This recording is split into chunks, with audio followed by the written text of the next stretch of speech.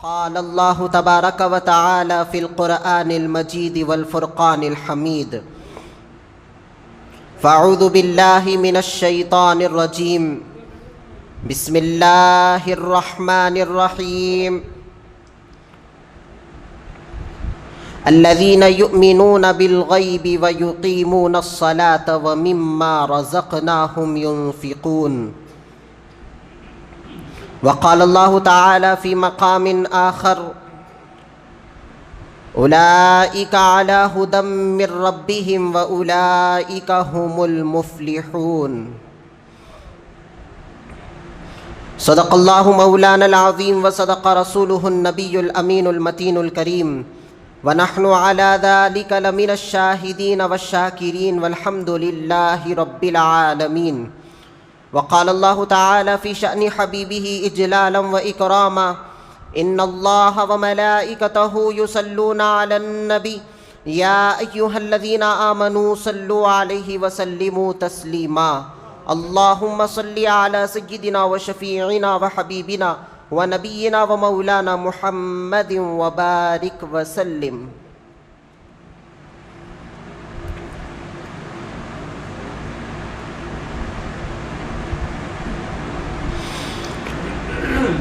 السلام علیکم ورحمۃ اللہ وبرکاتہ. بزرگان ملت، محترم دوستو،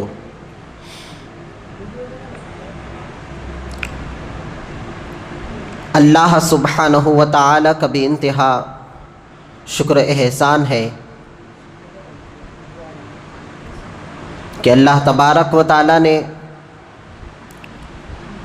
ہم کو اس کے نبی مکرم صلی اللہ علیہ وسلم کی امت بابرکت میں پیدا فرمایا اور ہمیں اس عظیم پیدائش پر بے انتہا بے پناہ فخر عظیم عنایت فرمایا.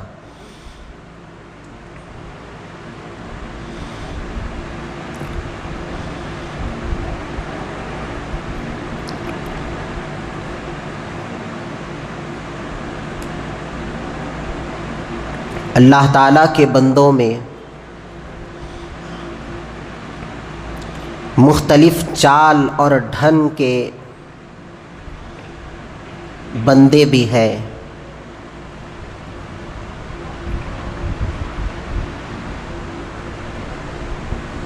اور ان کے نت نئے انداز و طریقے بھی ہیں، مگر قرآن کریم نے ان کے 3 قسمیں بیان فرمائیں. وہ 3 طرح کے لوگ اس میں سے ایک کو منافق کہا گیا اور دوسرے کو کافر و مشرک، اور درجہ ایک اور یہ بھی ہے مومن اور ایمان والا. یہ 3 طرح کے لوگ ہیں. کافر اور مشرک کا معاملہ تو الگ ہی ہے، کیونکہ ان لوگوں نے تو سرے سے ہی اللہ اور اس کے رسول کی گواہی کا انکار کر دیا. وہ ہمیشہ کی جہنم میں جلنے والے ہیں. مگر بیچ والا جو منافق ہے اس کا معاملہ بہت خطرناک ہے،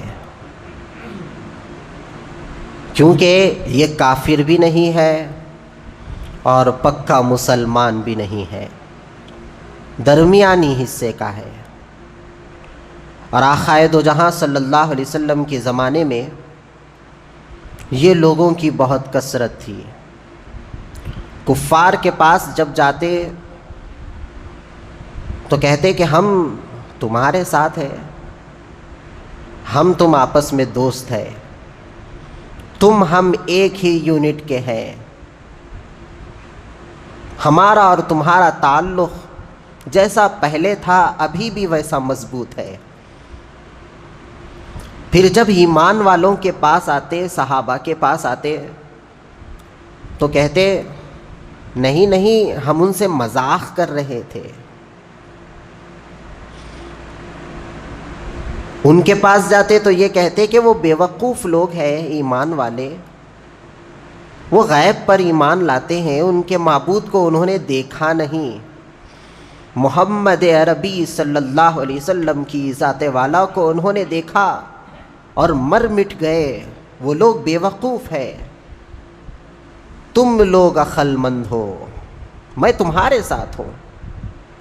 پھر جب کافروں کے پاس جاتے تو یہ کہتے، جب مسلمانوں کے پاس آتے تو کہتے نہیں نہیں ان کے ساتھ ہم نہیں تھے، ہم ان کے ساتھ دل لگی کر رہے تھے، ہم تو تمہارے ساتھ ہیں. تو حضور فرمانے لگے کہ ایسے جو دو چہرے والے لوگ ہوتے ہیں، جن کا باطن کا منہ الگ ہوتا ہے، ظاہر کا منہ الگ ہوتا ہے، ان لوگوں کو منافق کہتے ہیں.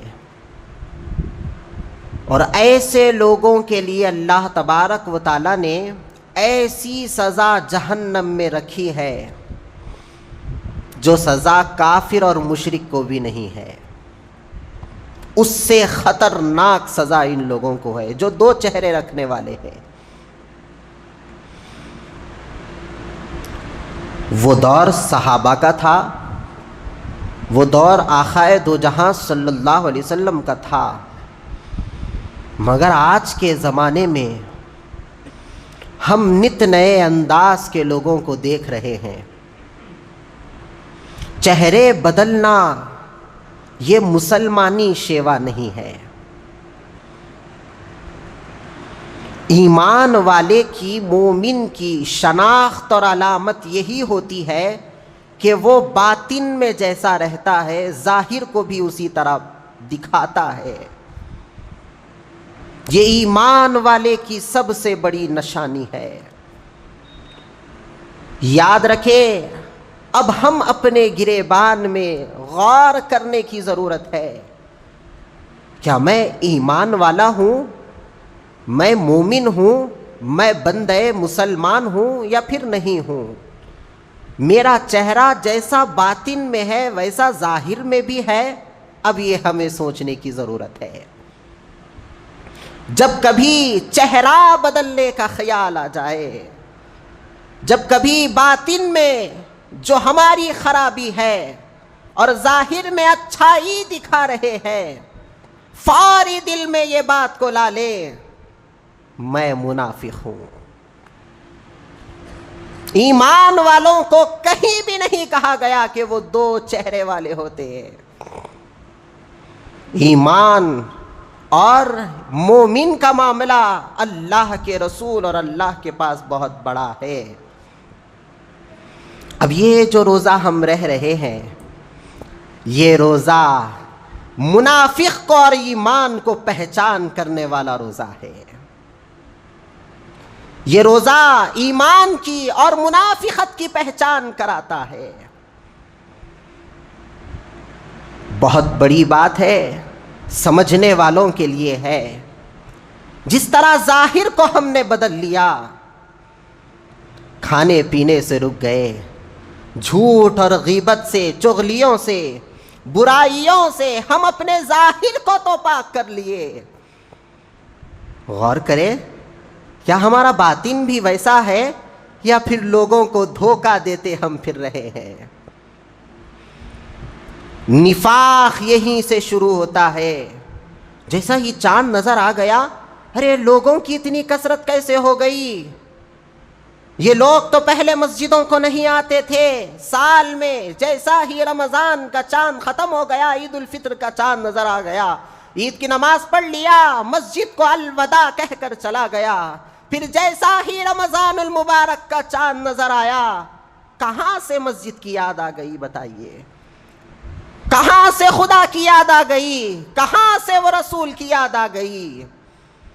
معلوم یہ ہو رہا ہے، یہ دکھ رہا ہے، یہ منافقت کی ایک بہت بڑی علامت ہے کہ لوگ رمضان آتے ہی اپنے آپ کا رنگ بدل دیتے ہیں، ایک نت نئے طریقے لاتے ہیں اور کہتے ہیں کہ میں پہلے جھوٹ بولتا تھا، رمضان آ گیا نہیں بول سکتا، غیبت پہلے کرتا تھا، رمضان آ گیا اب نہیں بول سکتا۔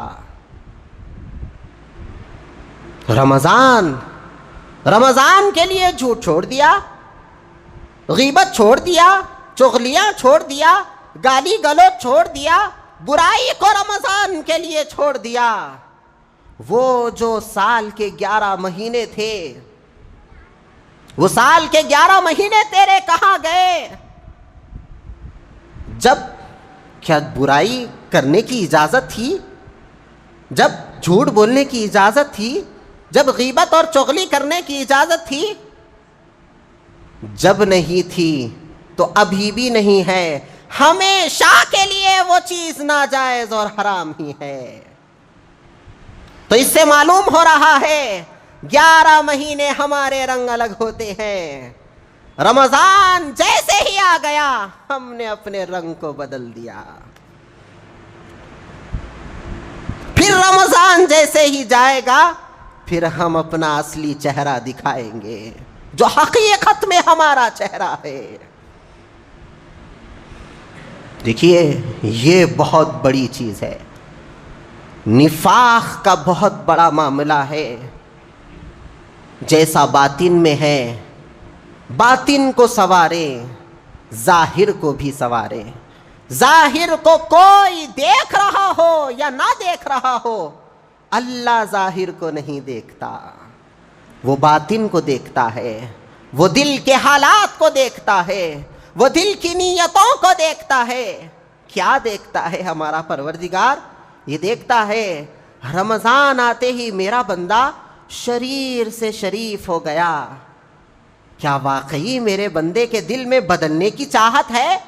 کیا واقعی میرے بندے کے اندر وہ برائی کو چھوڑنے کی چاہت ہے؟ اگر واقعی ہمارے اندر وہ برائی کو چھوڑنے کی چاہت ہے تو اللہ اس رمضان کی برکت سے وہ برائی کو ختم کر دیتا ہے، پھر ایک ایسا چہرہ ہمارا بن جاتا ہے، پھر ایک ایسا رنگ ہمارا بن جاتا ہے جس کو صبغت اللہ کہتے ہیں۔ وہ اللہ کا رنگ ہے، اللہ کے رنگ میں وہ ڈھل جاتے ہیں۔ جہاں کہیں بھی جاتا ہے اس کو دیکھتے ہیں لوگ تو اس کو دیکھ کر لوگ اللہ کو یاد کر لیتے ہیں۔ جہاں کہیں بھی وہ پھرتا ہے وہ صبغت اللہ والا چہرہ جب لوگوں کے سامنے دکھاتا ہے تو دیکھ کر لوگ کہتے ہیں دیکھو وہ غلام رسول جا رہا ہے۔ یہ چاہت دل کے اندر ہو، ایسا نہیں کہ رمضان آ گیا میں بدل گیا، نہیں، ہمیشہ بدلنے کا عزم پیدا کرو۔ مرتے دم تک آج جس روزے کی حالت میں میں جیسا ہوں، جب آخری سانس میری نکل رہی ہو تب بھی میں ایسا ہی رہوں گا، یہ عزم ہو، تبھی ہمارے زندگی میں ہدایت آ سکتی ہے۔ اللہ فرما رہا ہے، حدیث قدسی ہے، ہدایت ہدایت بولتے پھرتے ہیں، کہتے ہیں اللہ کی طرف سے ہدایت آنا، توفیق ہوئی تو ہم عبادت کر سکتے، توفیق ہوئی تو ہم مسجد کو آ سکتے، توفیق ہوئی تو ہم نماز پڑھ سکتے، توفیق ہوئی تو ہم حج اور عمرہ کر سکتے، زکوٰۃ دے سکتے۔ یہ توفیق کیا ہے؟ یہ کب آتی ہے؟ یہ کب دی جاتی ہے بندے کو؟ اللہ فرما رہا ہے جو بندہ ایک بالشت مجھ سے قریب ہونے کی کوشش کرتا ہے۔ ہدایت ڈائریکٹ اللہ سے نہیں ملتی، ڈائریکٹ اللہ ایسے ہی بولتے ہی دے دینا ایسا نہیں ہوتا، پہلے ہم اپنے قدم کو اٹھانا پڑتا ہے، پہلے ہمارے اندر وہ جستجو، وہ چاہت، وہ کوششیں ہو، اب میں ہدایت یافتہ بنوں گا۔ اللہ فرما رہا ہے جو میرے قریب ہونے کے لیے ایک بالشت آتا ہے، میں اس سے قریب ہونے کے لیے ایک ہاتھ آگے آ جاتا ہوں۔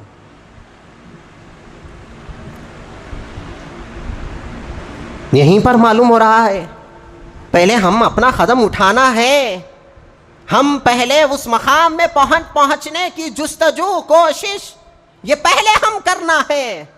اس کے بعد اللہ فرما رہا ہے تم تو تھوڑا قریب آؤ گے میں تمہارے سے زیادہ قریب آ جاؤں گا. تم بھاگ کر آؤ گے, تم چل کر آؤ گے, میں دوڑتے ہوئے تمہارے پاس آؤں گا. یہ ہدایت کی نشانی ہے. ہم اپنے آپ کو شروع سے ہی بدلنا نہیں چاہتے, پھر کہہ رہے ہیں توفیق ملے ہدایت کی. کہاں سے ملے گی؟ زبردستی کا اسلام, یہ زبردستی کا ہمارا دین نہیں ہے. نماز پڑھو, کالر پکڑ کے نماز پڑھ, یہ ہمارا اسلام نہیں ہے. روزہ رکھ, یہ زبردستی اور یہ اس پر جبر کرنا, یہ ہمارا اسلام نہیں ہے. یہ اسلام یہ دل سے تعلق رکھنے والی چیز ہے. یہ دین اور یہ دینداری اور یہ ایمانداری, یہ مومن بننا یہ کہاں سے ہے؟ یہ دل سے تعلق رکھتا ہے. ویسے تو بہت سارے جنگیں ہوئی اسلام میں, دیکھیے ان لوگوں کو زبردستی نہیں کیا گیا. کہاں پر ہمارے آقا کی سیرت میں ہے بتائیے؟ اگر تم مسلمان نہیں ہوں گے ہم تمہیں مار دیں گے, ختم کر دیں گے. ایسا نہیں کہا. جو بھی ایمان لائے, جو بھی ایمان والے بنے, وہ آقا کے کردار کو دیکھ کر بنے. جو بھی ایمان والے بنے, جو بھی مومن کہلائے, وہ دل سے, ان کا تعلق دل سے تھا, وہ اپنے حال کو بدل دیے. اللہ تبارک و تعالیٰ نے ان کے حالات کو ایسے بدل دیا کہ قیامت تک لوگ ان کے تذکرے کرتے ہیں. اب آپ دیکھیے, یہ جو مضمون میں نے شروع کیا, ایمان اور نفاق. ایمان کیا ہے؟ ایمان کا صرف ایک ہی چہرہ ہے. جو باطن میں ہے وہ ظاہر میں بھی ہے, اور جو ظاہر میں ہے وہ باطن میں بھی ہے. صرف ایک چہرے کو مسلمان اور ایمان کہتے ہیں. باطن الگ, ظاہر الگ. اس کو ایمان نہیں, اس کو نفاق کہتے ہیں. اب ہمارا ایمان کیا ہے؟ اللہ فرما رہا ہے الذین یؤمنون بالغیب. جو لوگ غیب پر ایمان لائے. غیب پر ایمان لانے کا مطلب کیا ہے؟ وہ جو صحابہ تھے انہوں نے حضور کو دیکھ کر حضور کی آنکھوں سے آنکھیں ملا کر کلمہ پڑھا ہے. حضور کے چہرے انور کو دیکھ کر انہوں نے محمد الرسول اللہ کہا. حضور کو دیکھ کر انہوں نے اشہد ان محمد الرسول اللہ کہا. یہ وہ ایمان والے تھے. مگر ہم ایمان بالغیب کے رکھنے والے ہیں, یعنی ہم نے حضور کو بھی نہیں دیکھا, ہم نے اللہ کو بھی نہیں دیکھا. یہ ایمان مفصل میں جتنے بھی ایمان لانے کو کہا گیا, ہم نے اس میں سے صرف ایک چیز کو دیکھا, وہ ہے اللہ کے کلام کو, اللہ کی کتابیں. اس کے بعد سارے جتنے بھی ہیں, فرشتوں کو ہم نے نہیں دیکھا, رسولوں کو ہم نے نہیں دیکھا, حضور کو ہم نے نہیں دیکھا, اللہ کو ہم نے نہیں دیکھا, پھر آخرت کے مناظر کو ہم نے نہیں دیکھا, خبر کے منظر کو ہم نے نہیں دیکھا, آنے والے حالات کو ہم نے نہیں دیکھا, قیامت کی ہولناکیوں کو ہم نے نہیں دیکھا. ہم نے کچھ نہیں دیکھا. کہہ دیا آمنت باللہ, ہم کچھ دیکھے ہی نہیں اور یقین کر بیٹھے ہیں میں ایمان لاتا ہوں اللہ کی ذات پر. میں نے رسول اللہ کو نہیں دیکھا, پھر بھی ان کے ذات پر مر مٹنے کے لیے تیار ہوں. یا آمنت باللہ, آمنت بالرسول جو ہم کہہ رہے ہیں, یہ ہم ایمان بالغیب میں ہے, یعنی غیب پر ہم نے ایمان لایا, دیکھا نہیں مگر ایمان لا لیے. یہ ہے الذین یؤمنون بالغیب. پھر اس کے بعد یہ غیب کا معاملہ دیکھیے کس طرح ہے. وَيُقِيمُونَ الصَّلَاةَ. پھر اللہ فرمایا جو لوگ ایمان لائے غیب پر, دیکھا نہیں ایمان لا لیے, پھر نماز کو قائم کیے.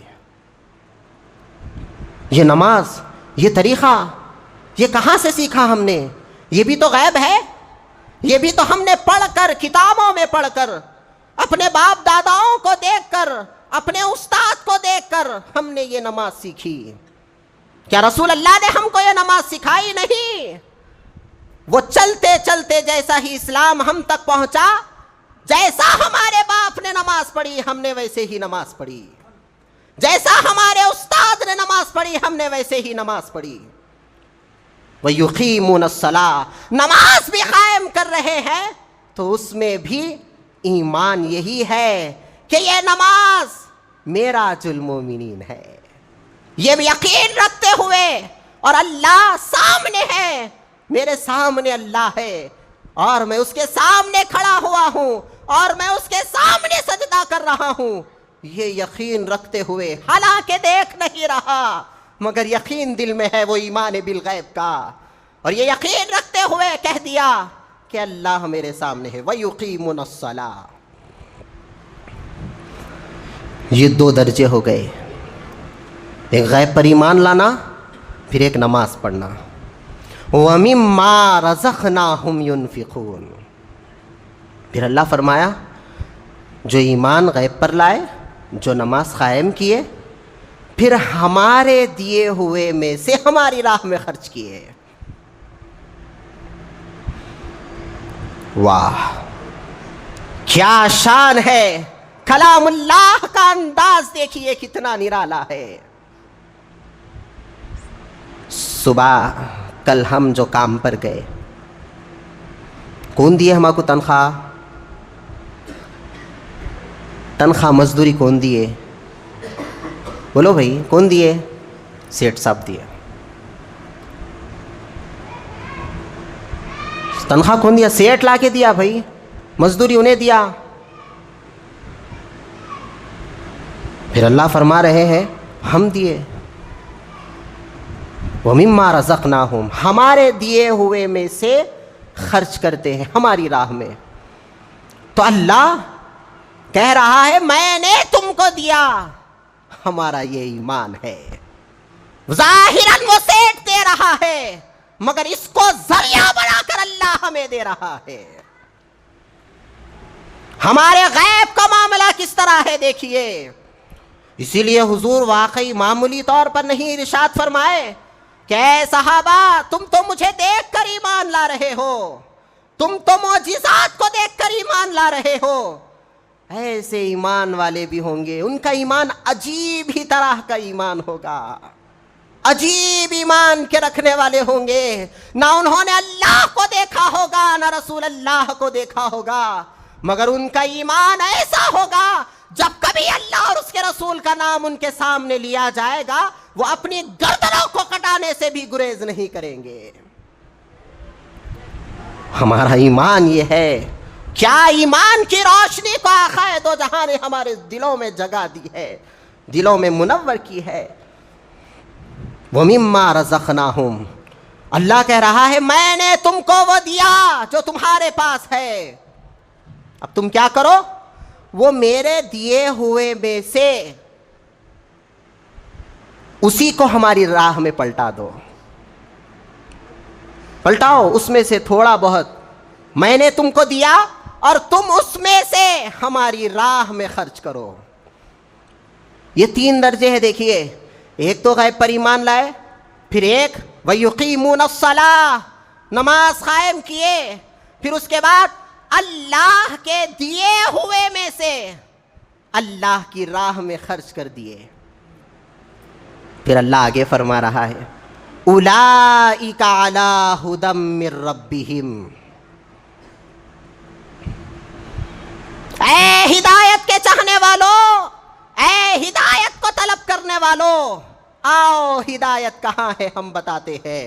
یہ قرآن کا ایک عظیم طرح کا چیلنج ہے، جو ہدایت پر آنا چاہتے ہیں، جو ہدایت کو اپنا صراط مستقیم بنانا چاہتے ہیں، جو ہدایت کے راستے پر چلنا چاہتے ہیں، ان کے لیے قرآن ہدایت کا راستہ بتا رہا ہے، ان کے لیے قرآن صراط مستقیم کا راستہ بتا رہا ہے، اور کہہ رہا ہے اولئک علی ھدی من ربہم، جو ایمان غیب پر ایمان لائے، جو وَيُقِيمُونَ الصَّلَاةَ پر عمل کر لیے، اس کے بعد وَمِمَّا رَزَقْنَاهُمْ يُنْفِقُونَ، اس پر بھی عمل ہو گیا۔ اب قرآن اپنا نتیجہ بتا رہا ہے، اب اللہ اس کا فائدہ بتا رہا ہے کہ یہ جو لوگ ایمان پر اور نماز پر اور اللہ کی راہ میں خرچ کرنے پر اس پر یقین کر چکے ہیں اور اس پر عمل بھی کرتے ہیں، اللہ تبارک و تعالیٰ فرما رہا ہے انہی لوگوں کو ہم ہدایت دیتے ہیں۔ ہدایت کے لیے 3 راستے ہیں۔ ایک ایمان مضبوط ہونا، دوسرا نماز قائم رہنا، بیکار نہیں ہونا، نماز قائم رہنا، قائم کا معنی وہ نمازوں کی حفاظت رہنا، ایسا نہیں کہ نماز پڑھ لیے باہر گئے غیبت کر دیے، نماز ختم برباد، اس کا کوئی اجر نہیں، کیا فائدہ ہوا؟ روزہ رہ لیے، نہ رہنے والے کو تانا مار دیے، ارے کتنا بے وقوف کتنا جاہل ہے، دیکھ روزہ بھی نہ رہتا۔ یہ ہمارے کو اجازت نہیں ہے، ہمارے کو ہمارے اعمال پر، ہمارے ایمان پر، ہمارے عقیدوں پر نظر رکھنے کی یہ ہمارے اوپر لازمت دی گئی ہے۔ دوسروں کو تانا دینا، دوسروں کو عمل پر چھیڑنا، ان لوگوں کے عمل کے بارے میں بولنا، یہ اس کی اجازت قطعی طور پر اسلام نے نہیں دی۔ قائم رہنا نماز، پھر اس کے بعد یہ یقین سے اللہ کی راہ میں دینا کہ یہ مال جو میں اب دے رہا ہوں نا، یہ پہلے بھی میرا نہیں تھا، ابھی بھی میرا نہیں ہے، یہ یقین سے دینا۔ جب وہ مال ہمارے سر کے اوپر سے جاتا، آسمانوں میں اس مال کو اٹھا لیا جاتا۔ آج ہمارا معاملہ دیکھیے کیسا ہے۔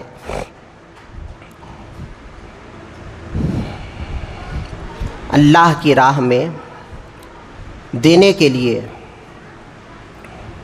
جب بات کی جاتی ہے، یہ میرا شروع سے ہی یہ میرا ماننا ہے کہ ہمارے جو مصلی حضرات ہیں، پہلے تو بولنے کی ان کو ضرورت نہیں رہتی، بارہا جو بھی بار بار جو بتائی جاتی نا، اس کو پھر سے یاد دلانے کے لیے ہے۔ سروسنگ کیسا ہوتی گاڑی کی، گاڑی نہیں ہے، تھوڑا دھول بڑھ گئے تو اس کو کیا کرتے، پھر سے پانی مار کے صاف کر دیتے۔ تو اسی طرح بات کو دہرائی اس لیے جاتی کہ اگر اس میں سے پھر کچھ بھول گئے تو پھر سے یاد آ جانے کے واسطے، تو اسی لیے کہا جاتا۔ اب آپ دیکھیے یہ ایمان بالغیب کا معاملہ تو ہے، اب آپ دیکھیے امام صاحب کا مقام و مرتبہ کیا ہے، مؤذن صاحب کا مقام و مرتبہ کیا ہے۔ ایک ظاہراً حضور صلی اللہ علیہ وسلم ہمیں یہ ایک شکل بتا دیے کہ تم ان کے تابع ہو جاؤ۔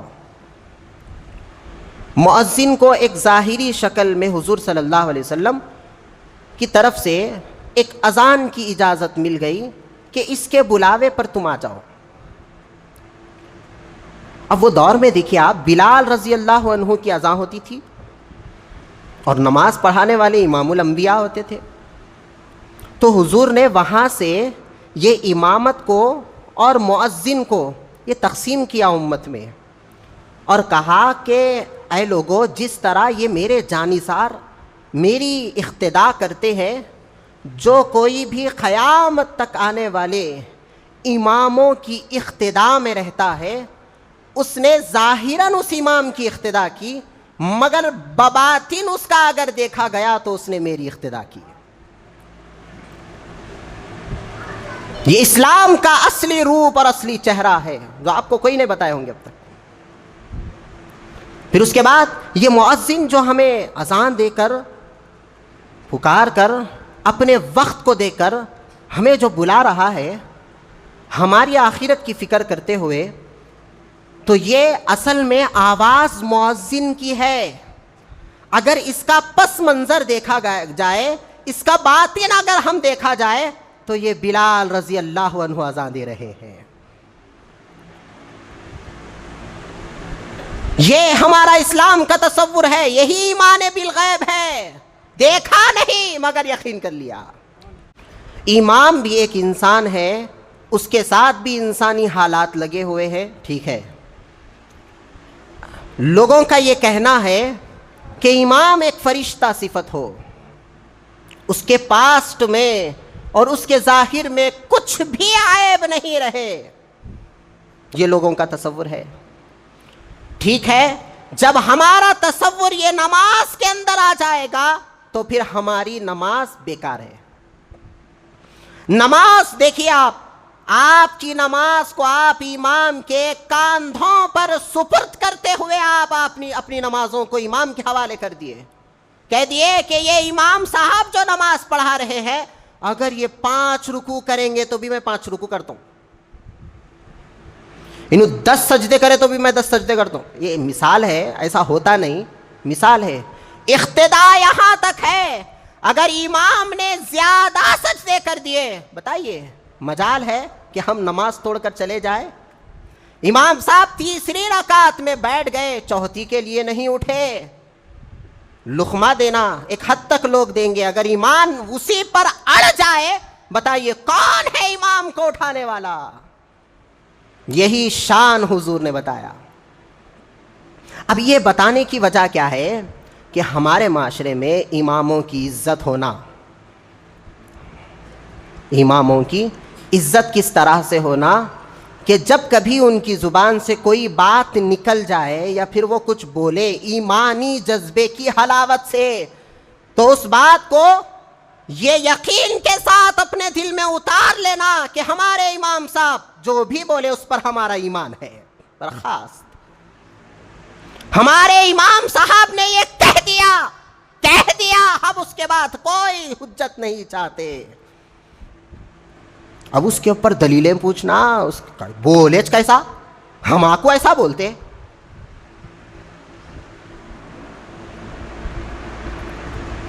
ایسا اگر رہے گا کون امامت کرے گا؟ بتائیے۔ امام کو امامت کے منصب پر بٹھانے والے حقیقت میں، ظاہراً میں صدر صاحب ہے، مسجد کے چند کمیٹی والے ظاہر میں ہے، مگر امام کے امامت کے منصب پر فائز کرنے والا اللہ تبارک و تعالی نے اس کے مقدر میں 50,000 سال پہلے لکھ دیا کہ یہ امامت کرے گا۔ میں جو امامت کر رہا ہوں یہاں پر، کیا خیال ہے میرا مقدر کون لکھا ہے؟ اتنے سال سے آپ کے درمیان خدمت کر رہا ہوں، کون لکھا ہے میرے مقدر میں؟ یا کیا میرے خود کی طرف سے ہے؟ نہیں ہے۔ نہ میں اپنی زبان سے کچھ بول سکتا ہوں، نہ میں اپنی آنکھوں سے کچھ دیکھ سکتا ہوں، نہ کانوں سے کچھ سن سکتا ہوں، ہماری کوئی حقیقت نہیں ہے، یہ جلوے اللہ کی جانب سے آ رہے ہیں۔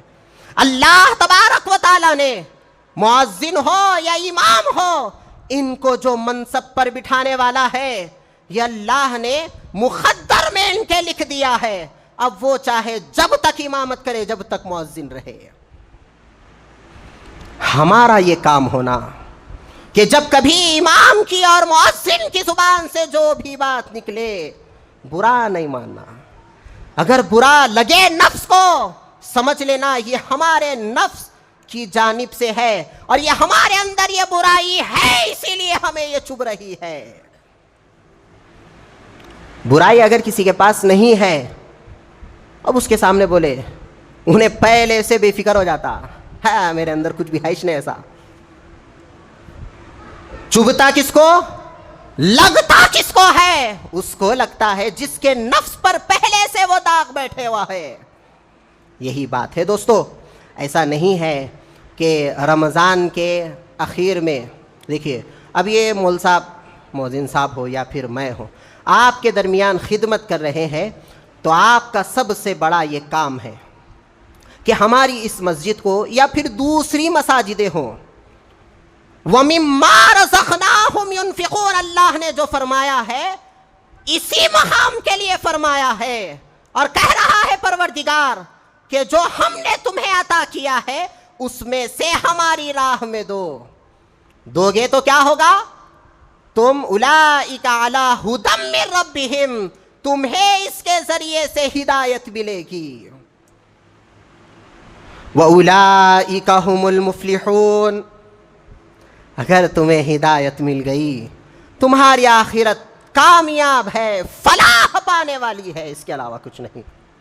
یاد رکھیں، امام اور مؤذن جو بھی ہو، یہ بتانے کا مقصد یہی ہے کہ اب میرا بولنے کا مقصد یہ ہے کہ دیکھیے، جب کبھی بھی امام صاحب، مؤذن صاحب جو کچھ بھی ہمارے سامنے دین کی بات کرے تو یہ سمجھ کر ان کی بات کو قبول کر لے کہ یہ ہمارے رہبر ہے، یہ ہمارے لیے اللہ کے گھر میں خدمت کر رہے ہیں۔ ویسے دیکھیے، امام صاحب کی تنخواہ کیا ہے بھائی؟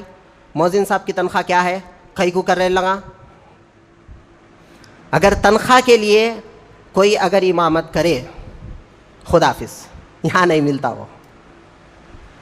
مؤذن اگر تنخواہ کے لیے مسجد میں اذان دے، یہاں پر نہیں ہے۔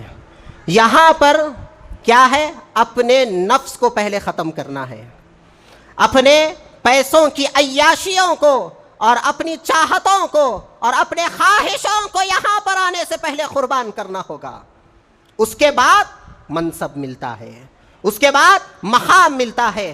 مقام بھی اس طرح ہوتا ہے، آقائے دو جہاں صلی اللہ علیہ وسلم ارشاد فرماتے ہیں، قیامت میں لوگ ایک طرف سے گروپ بنا کر آئیں گے، ایک جھرمٹ میں لوگ آئیں گے اور ان کا ایک پیشوا ہوگا، اور اس پیشوے کے ساتھ ایک شخص ہوگا، اور وہ پیشوا امام ہوگا، اور ان کے بازو میں جو شخص کھڑا ہوا ہوگا وہ مؤذن ہوگا، اور پیچھے جو آنے والے لوگ ہوں گے وہ امام اور مؤذن کے بلاوے پر نماز قائم کرنے والے لوگ ہوں گے۔ جب یہ مقام بنتا ہے تو امام کو اور مؤذن کو کبھی بھی حقارت کی نظر سے مت دیکھیں۔ دیکھنے میں تو یہ لوگ غریب نظر آئیں گے، ان کے پاس کچھ نہیں ملے گا، نہ مال آپ کو ملے گا، نہ آپ کو جائیداد ملے گی، نہ آپ کو پیسہ ملے گا، نہ آپ کو خرچ یہاں سے ملے گا، یہاں سے آپ کو کچھ دنیا کی دولت ملنے والی نہیں ہے۔ ہاں، اگر آخرت کے معاملے میں اگر آپ دیکھیں گے، یہاں پر آپ کو نمازیں ملیں گی، یہاں پر آپ کو ذکر و اذکار ملے گا، یہاں پر آپ کو آخرت کی تیاری کے لیے سامان فراہم ہوگا، یہاں پر آپ کے لیے آپ کی نمازوں کو کیسا درست کرنا ہے وہ یہاں پر ملے گا۔ یہاں پر آخرت کا معاملہ ہے۔ دیکھنے میں یہ لوگ غریب نظر آتے ہیں، مگر واقعی میں بباطن اگر اس کی حقیقت کو تھوڑا سا پلٹا دیا جائے تو یہ لوگ آخرت کے شہنشاہ ہوتے ہیں۔ وآخر دعوانا ان الحمد للہ رب العالمین۔ یا الہ العالمین، ہم جو کچھ بھی کہتے ہیں سنتے ہیں مولا، سننے والوں کو بھی، کہنے والے کو بھی عمل کی توفیق عطا فرما۔